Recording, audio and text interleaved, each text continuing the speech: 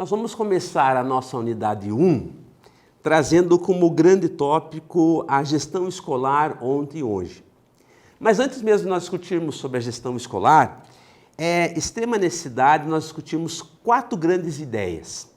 A ideia de cultura, a ideia de democracia, a ideia de política e, por fim, a ideia de educação.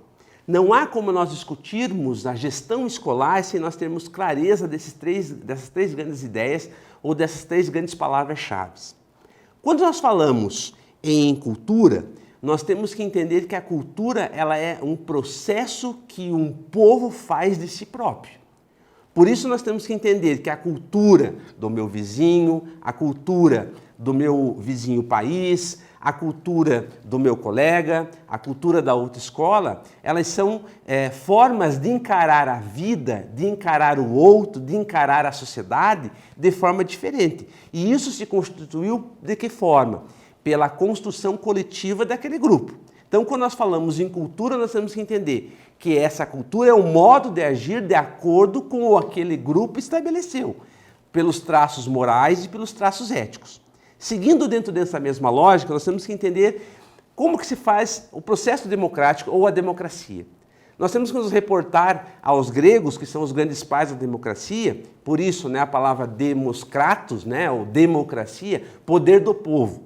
Uma vez que eu constituo a cultura daqueles que fazem parte do meu grupo, portanto, daqueles que fazem parte da minha sociedade, eu posso constituir esse poder do povo, portanto, o poder daqueles que organizam essa coletividade, como aquilo que vai guiar a minha sociedade, portanto, um aspecto democrático. E, ao mesmo tempo, eu tenho que entender que todo esse processo, tanto cultural quanto aspecto democrático, ele também faz parte de um aspecto político. O que é a polis? O que é a polis grega?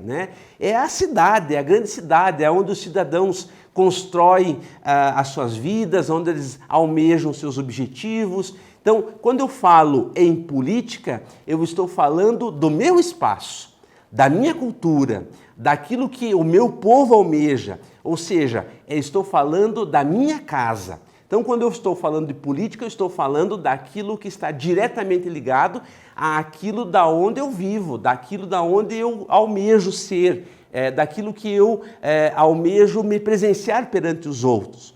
E, por fim, nós temos que entender como que se encaixa esses aspectos relacionados à cultura, à democracia e à política no aspecto educacional.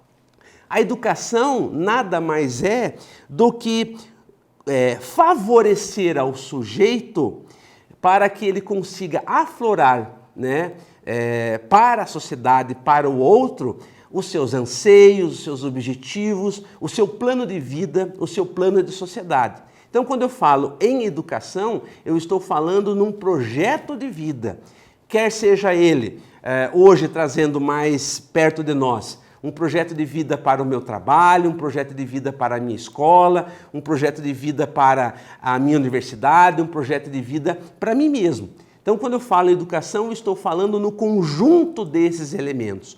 Não há como nós falarmos em educação, em gestão escolar, se nós não nos reportarmos a esses 4 elementos. Dentro dessa mesma discussão, nós temos que entender que o Brasil, por 21 anos, ele foi guiado por mãos duras, por um poder que não foi legitimado pelo povo, Hoje os grandes historiadores, inclusive, nos afirmam que foi uma grande imposição injusta perante um povo que estava construindo o seu processo democrático. Então, por 21 anos, ou seja, de 1964 até 1965, nós fomos assolados por uma ditadura militar, aonde todos esses aspectos que eu havia levantado, cultura, política, educação, sociedade, eles todos foram colocados de lado, não havia perspectiva de construção. Ou seja, era uma forma de governar aonde o governante é que nos dava os seus aspectos de como guiar a vida, de como vivenciar na sociedade. Esses 21 anos de ditadura no Brasil, eles foram muito duros porque essa ditadura ficou impregnada em nós, Talvez muitos de vocês não tenham vivido a ditadura, mas com toda certeza seus pais, seus avós viveram esse aspecto de ditadura. E tratando-se do aspecto de gestão escolar, Não há como nós desvincularmos a ditadura, da cultura da cultura da dificuldade em nós criarmos a participação. Nós temos uma grande dificuldade em termos a cultura da participação.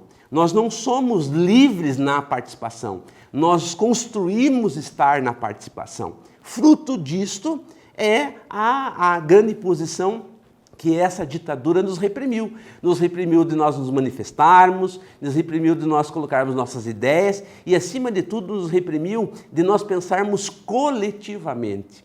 Portanto, quando eu falo em gestão escolar, eu não estou falando de um processo de administração escolar. Eu estou falando de um processo ou de um projeto de vida para aquela unidade escolar. E não há como eu falar de projeto de vida para aquela unidade escolar sem que eu fale de coletividade.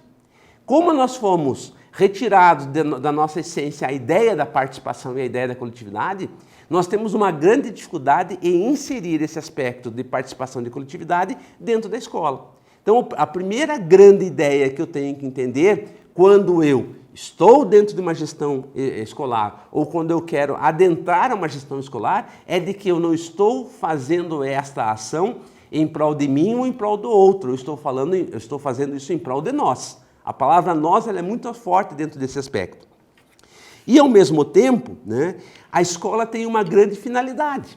A grande finalidade da escola, ela se configura em duas grandes ramificações. Primeiro, a escola ela é um espaço social.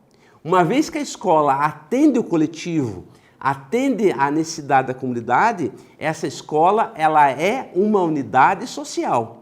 E ali tem diversidade, ali tem as diferenças, ali tem o caos. Inclusive, dentro dessa perspectiva, o caos não é visto como algo ruim. Por quê? Porque o caos traz a diferença. O caos nos traz as contradições que existem entre aqueles que fazem parte desse coletivo. Então, a primeira grande ideia é de que a escola é um espaço social. A segunda grande coisa é de que a escola tem como dever número 1 ensinar. A escola, como um espaço social, ela tem como regra, como objetivo e como plataforma ensinar. Ensinar para quê?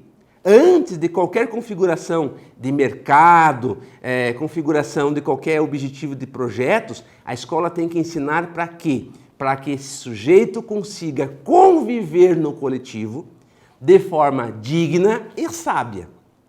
Porque a sapiência ela se vem através do quê? A sapiência se vem através da aprendizagem, mas ao mesmo tempo da interligação que se faz entre o coletivo. Portanto, nós não podemos esquecer, escola é um espaço social e, acima de tudo, a escola tem que ensinar. A forma como eu ensino e o que eu ensino, isso nós vamos ver a partir da unidade 2. Espero ter contribuído para você e nos vemos em breve.